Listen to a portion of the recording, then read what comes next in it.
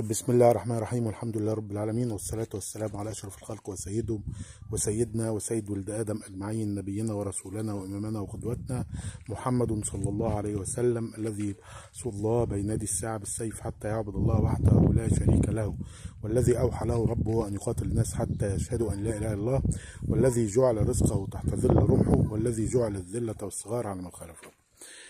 سؤال اتباع الاشاعره، يعني انتوا ائمتكم الاشاعره دول القدام سابوا لكم تراث وانتوا بترددوه زي البغبغانات ومش فاهمين حاجه. انا بسالكم، انتوا عندكم ائمتكم قالوا لكم وانتوا بتقولوا كده الاستواء على العرش اللي هو الاستيلاء.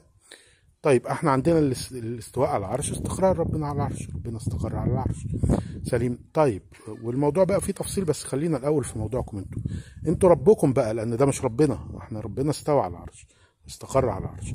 انتوا الاستواء بتفسروه بمعنى الاستيلاء.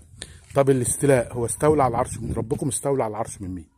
هو كان في حد على العرش غير ربنا وربنا استولى منه، ولا كان بيتخانق مع حد على العرش؟ ربكم كان بيتخانق مع حد على العرش، ولا كان في مشكله يعني ايه صحيح؟ يعني ايه الاستيلاء؟ يعني ايه استولى على العرش من مين؟ ولا زي عقيده الكابيلة اليهوديه اللي بتقول ان الشيطان شريك مع الرب في الالوهيه وكده، يعني فمثلا ففي اله النور واله الظلام. والله انتوا مش عارف جايبين كلام.